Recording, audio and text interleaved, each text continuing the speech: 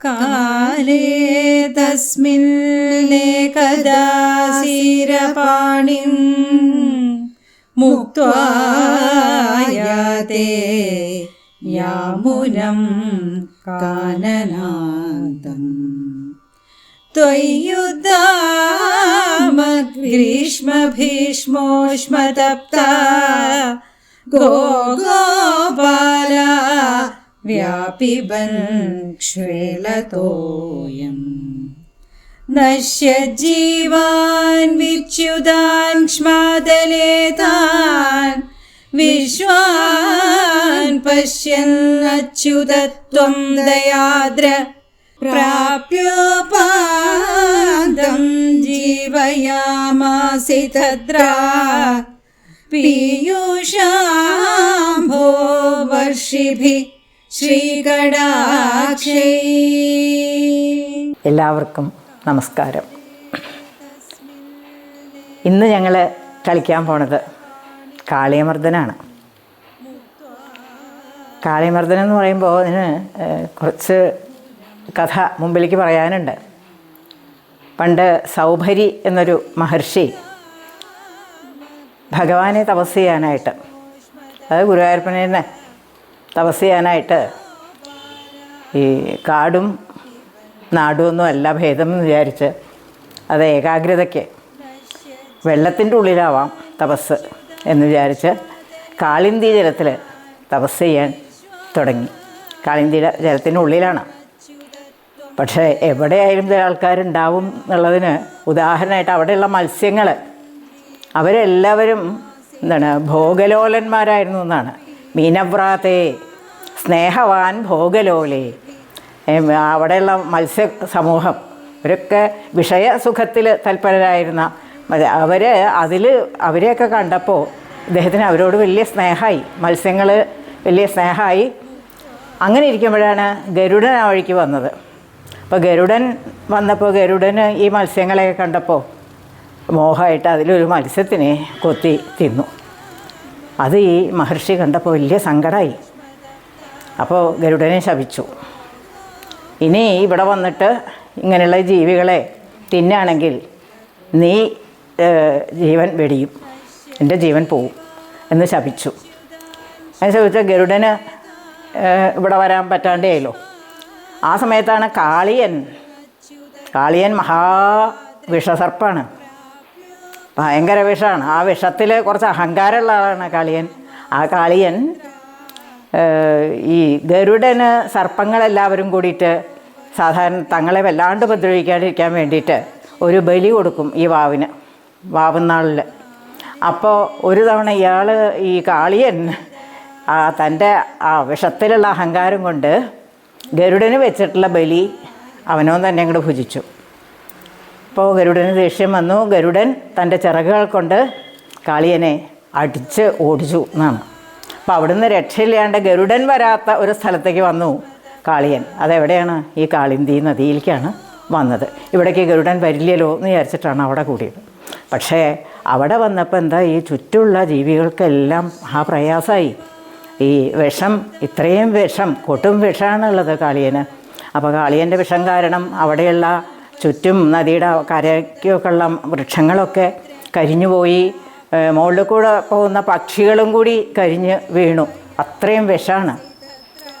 അങ്ങനെ കാളിയൻ അവിടെ താമസിച്ച് ഈ ലോകത്തിനൊക്കെ ഉപദ്രവം ചെയ്തുകൊണ്ടിരിക്കുന്ന സമയത്ത് അന്ന് ഒരു ദിവസം ഈ ശ്രീകൃഷ്ണൻ ഗോപബാലന്മാരോട് കൂടിയിട്ട് പശുക്കളെ മേയ്ക്കാനായിട്ട് കാട്ടിലേക്ക് വരികയാണ്.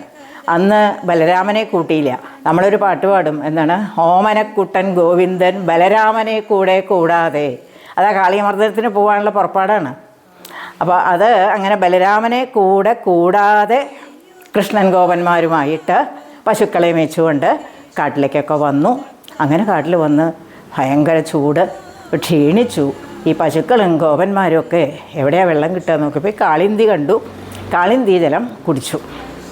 കാളിന്തി ജലം കുടിച്ച ഉടനെ അതിൽ നിറച്ച് വിഷമാണല്ലോ.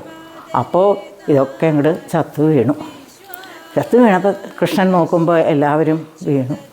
അപ്പോൾ കൃഷ്ണൻ അവരെ തൻ്റെ കടാക്ഷം കൊണ്ട് പീയൂഷാംഭോ വർഷിഭി ശ്രീ കടാക്ഷയി എന്നാണ്.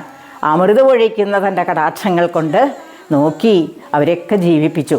അവർ ജീവിച്ചപ്പോൾ അവർ ഉണർന്ന് ഉറക്കത്തിൽ നിന്ന് ഉണർന്ന പോലെയാണ്.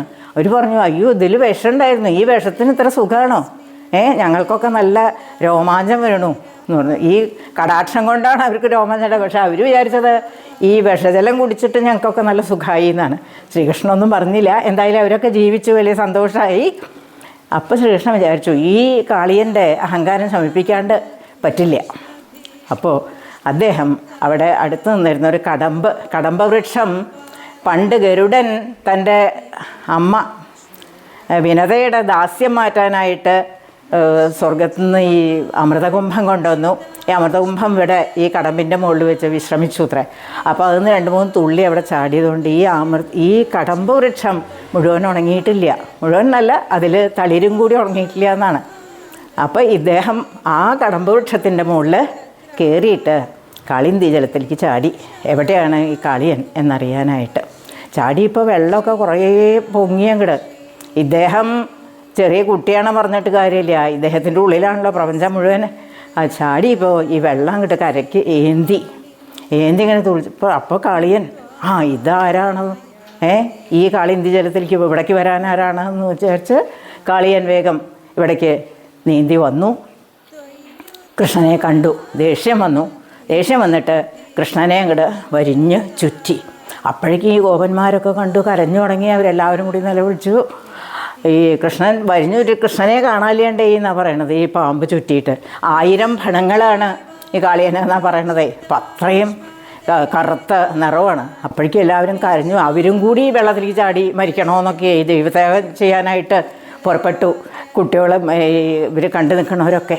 അപ്പോഴേക്കും അമ്പാടിയിലൊക്കെ വിവരം അറിഞ്ഞു. അവരൊക്കെ ഓടി വന്നു. എല്ലാവരും വന്നു ഇങ്ങനെ നോക്കി നിൽക്കാനുള്ള എല്ലാവരും കരയാണ്. കൃഷ്ണനെ എന്താ ഈശ്വര എന്താ ചെയ്യാമെന്ന് വിചാരിച്ചിട്ടാണ്. അപ്പോഴേക്കും പക്ഷേ കൃഷ്ണൻ ഇവരുടെയൊക്കെ പരിഭ്രമം മാറ്റാൻ വേണ്ടിയിട്ട് വേഗം ആ ഫണത്തിൻ്റെ മുകളിലേക്ക് ചാടി കയറി ഓരോ ഫണങ്ങളായിട്ട് ചവിട്ടി അങ്ങോട്ട് നൃത്തം ചെയ്തു. ഇതാണ് നമ്മൾ ഇപ്പോൾ കളിക്കാൻ പോകുന്ന ഈ അഥവാരിണി ഘോരതരം ഫണിനം എന്ന് പറഞ്ഞിട്ട് തുടങ്ങണത്. ആ ഫണിയുടെ മുകളിൽ കയറി വളരെ ഭംഗിയായിട്ട് നൃത്തം ചെയ്തു. ആ നൃത്തം കണ്ടപ്പോൾ ആ നൃത്തം കണ്ടിട്ട് എല്ലാവരും സന്തോഷിച്ചു എന്ന് പറയുകയാണ്. ജഹൃഷു പശുപ തുതുഷുർമുനയോ വവൃഷു കുസുമാനി സുരേന്ദ്രഗണ ആണ്. ജഹൃഷു പശുപ പശുപന്മാർ സന്തോഷിച്ചു. ജഹൃഷു എന്ന ഹർഷം സന്തോഷിച്ചു. തുതുഷുർമുനയോ മുനിമാർ തോഷിച്ചു, അവരും സന്തോഷിച്ചു. വവൃഷു കുസുമാനി സുരേന്ദ്രഗണാഹ ദേവസമൂഹം കുസുമാനി വവൃഷു പൂക്കൾ പൊഴിച്ചു എന്നൊക്കെയാണ് പറയണത്. ത്വയി നൃത്യതി അങ്ങ് നൃത്തം ചെയ്യുമ്പോൾ മാരുതഗേഹപതി ഗുരുവായൂരപ്പ അങ്ങനെ അങ്ങ് നൃത്തം ചെയ്തുകൊണ്ടിരിക്കുമ്പോൾ പരിപാഹി സമാം ത്വം അദാന്തഗദാൽ അങ്ങനെയുള്ള അങ്ങനെ നൃത്തം ചെയ്തുകൊണ്ടിരിക്കുന്ന എന്നെ ഈ ഒട്ടും മാറാത്ത ഈ രോഗത്തിൽ നിന്ന് പരിപാഹി രക്ഷിക്കണേ എന്ന് പ്രാർത്ഥിച്ചുകൊണ്ടാണ് ഈ ദശകം അവസാനിക്കുന്നത്. ഇത് നാരായണീയത്തിലെ 55-ാം ദശകമാണ്. നമസ്കാരം. വിശ്വാൻ പശ്യന്നച്യുതത്വം ദയാദ്ര പ്രാപ്യോപാദം ജീവയാമാസി തദ്രാ പീയൂഷ.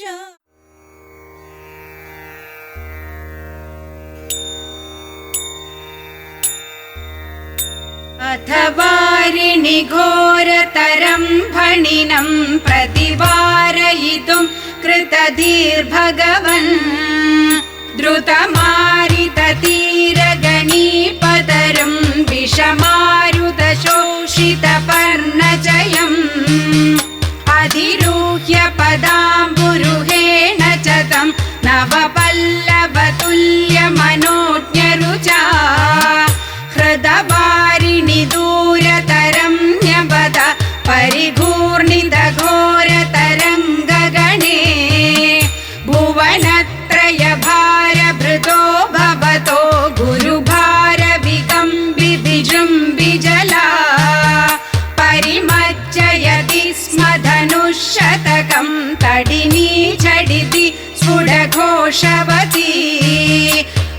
दिक्षु विदिक्षु परीक्षुभिद भ्रमितोदरवारिणि